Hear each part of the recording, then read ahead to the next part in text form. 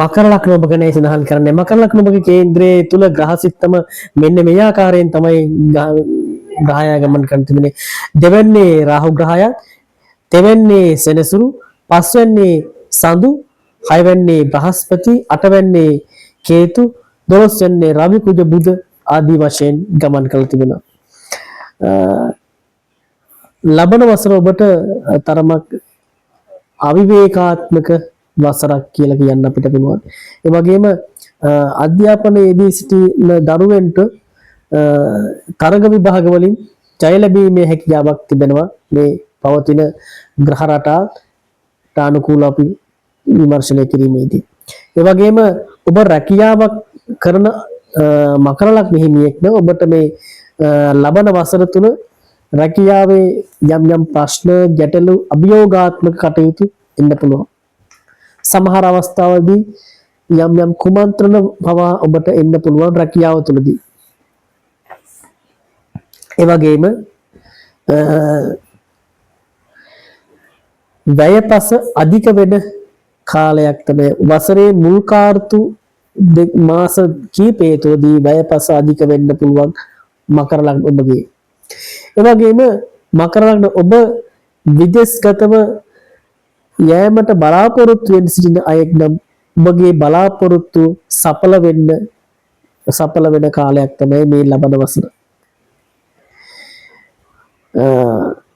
ඔබගේ කේන්ද්‍රයේ තුල ගෝචර ගමනේ තානුකූලව ළමාගේ ලග්නාධිපති තෙවැනි භාවයේ ගමන් කරන්නේ. විශේෂයෙන්ම සෙනසුරු කියලා කියන්නේ පාපියෙක් තෙවැනි භාවයේ ගමන් කිරීම ඉතාමත් හොඳයි. ඒ අනුව ඔබගේ සහජ කෞශල්‍ය ඔබගේ සහජ හැකියාවන් දියුණු වෙන කාලයක් මේ ඉදිරි කාලය යන්නේ. ඒ වගේම ඔබට උරහිස පෙනහළු ආශ්‍රිත අසනීප තත්ත්ව එන්න පුළුවන්කම තිබෙන නිසා එවැනි අසනීප වරින් වර ඔබට එන්න හැකියාවක් තිබෙනවා. ඒ නිසා එවැනි අසනීප තත්ත්ව ඔබට එනවා නම් වෛද්‍ය ප්‍රතිකාර ලබා ගැනීම වැදගත්. ඔබගේ අතින් හොඳ කලා නිර්මාණ බිහි වෙන්න පුළුවන්. දක්ෂ කලා නිර්මාණ ඒ වගේම හොඳ වටිනා කියන දේවල් බිහි වෙන්න පුළුවන්. ඔබටත් තද බල අපල බාධක නොමැති උවද පවතින ග්‍රහ රටාට අනුකූලව විශේෂයෙන්ම ඔබගේ කේන්ද්‍රයේ තුල භාග්‍යස්ථානාධිපති ඒ වගේම දසවැන්නාධිපති මේ ග්‍රහයන් දෙදෙනාම තරමක් දුරට දුබල වෙලා 12 වෙන්නේ ගත කරන නිසා යම් අවස්ථාවලදී වෛද්‍ය ප්‍රතිකාර ගැනීමට සිදුවන කාලයක් තියෙනවා. රෝහල් ගතව ප්‍රතිකාර කිරීමට සිදුවන කාලයක් තියෙනවා. ඒ නිසා නිරන්තරයෙන් ඔබ ඒ ගැන අවධානයෙන් සිටීම වැදගත් වෙන කාලයක් තියෙනවා. ඔබගේ වචන වේගවත් වෙන්නේ වසරේ මුල් කාර්තුවට වඩා මුල් කාලයේදී ඔබගේ වචන තරමක් දුරට වේගවත් වෙන කාලයක් තියෙනවා. ඒ ගැන තරමක් දුරට සැලකිල්ලක් ගන්නකොට ඔබගේ වචන වේගවත් නිසා ළඟ ඉන්න අය ඔබගෙන් ඈත් වෙන්න පුළුවන්. සැලකිල්ලක් දක්වන්න.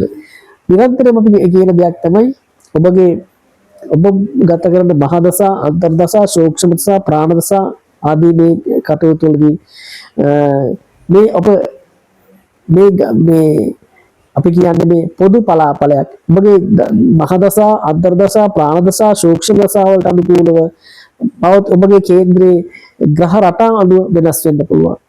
ඒව මුලින්ම දැනගන්න ඕන.